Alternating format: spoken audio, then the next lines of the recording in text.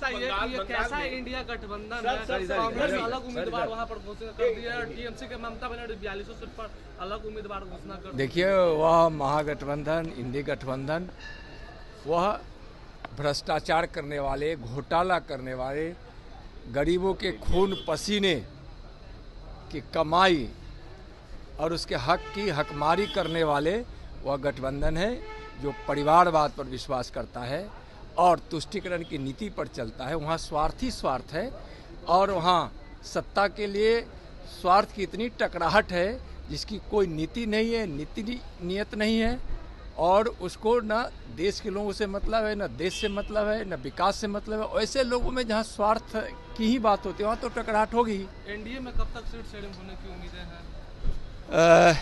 आपको पता चल जाएगा, लेकिन जल्द ही। लेकिन चिराग नाराज चल रहे हैं सीट शेयरिंग को लेकर, कहीं ना कहीं जो कोई नाराज नहीं है एनडीए में, कोई नाराज नहीं है।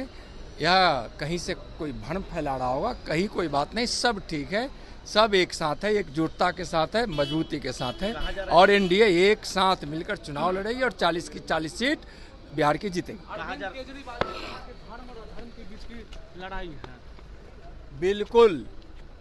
धर्म का मतलब क्या है? धर्म का मतलब है जो न्याय पथ पे चले। धर्म का मतलब है जो अपनी मातृभूमि के लिए, देश के लिए, देशवासियों के लिए काम करे।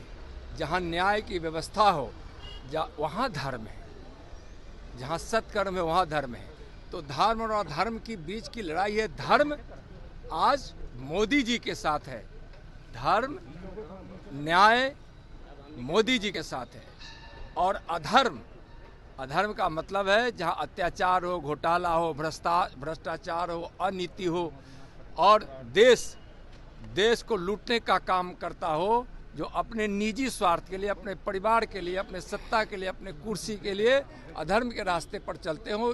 केजरीवाल जैसे लोग और महागठबंधन जैसे लोग अधर्म के पथ पर चलने वाले हैं, वे लोग अधर्मी हैं। इंडी गठबंधन में एक और कलेश, एक और नया झटका, एक और नया झगड़ा। अब जहां जहां पड़े राहुल के कदम, वहां वहां इंडी गठबंधन तोड़े दम। इसका एक और नमूना बंगाल से दिखाई दे रहा है। देखिए किस प्रकार से पश्चिम बंगाल में तृणमूल कांग्रेस ममता दीदी ने यूनिलैटरली सारी सीटों पर अपने प्रत्याशी घोषित कर दिए और कांग्रेस धरी की धरी बैठी रह गई, बोलती रह गई कि हमारे साथ चर्चा कीजिए। पहले भी ममता बनर्जी ने कहा था कि 2 सीट मिलेगी, लेना है तो लो वरना जाओ, 40 सीटें तुम्हारी देश भर में नहीं आने वाली है। ये दिखाता है कि कांग्रेस पार्टी और खास करके राहुल गांधी के बारे में ममता दीदी क्या सोचती है। और देखिए ना, इतने दिन तक शाहजहां और संदेश खाली पर कांग्रेस पार्टी ने स्ट्रेटेजिक साइलेंस मेंटेन किया। खड़गे जी ने तो डिफेंड भी किया, प्रियंका वाड्रा जी ने एक ट्वीट नहीं किया, राहुल जी ने एक ट्वीट नहीं किया। क्या फायदा हुआ?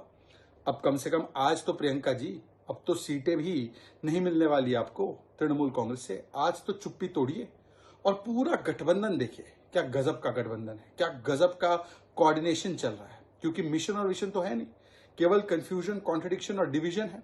इसलिए केरल से सीटें घोषित हो जाती है, वायनाड बोलते खाली कर दो। महाराष्ट्र में कांग्रेस को कहा जाता है जीरो पार्टी है। पंजाब में भगवंत मान कहते हैं एक थी कांग्रेस। जम्मू कश्मीर में उमर अब्दुल्ला ने क्या कहा है वो आपने देखा है, यूनिलैटरली उन्होंने भी सीटें डिक्लेयर कर दी। और अब बंगाल में भी यूनिलैटरल डिसीजन ले लिया गया है। और पहले तो ममता दीदी ने कहा था कांग्रेस की 2 सीटें लेनी है तो लो, वरना आपको तो 40 सीटें भी देश भर में नहीं आने वाली।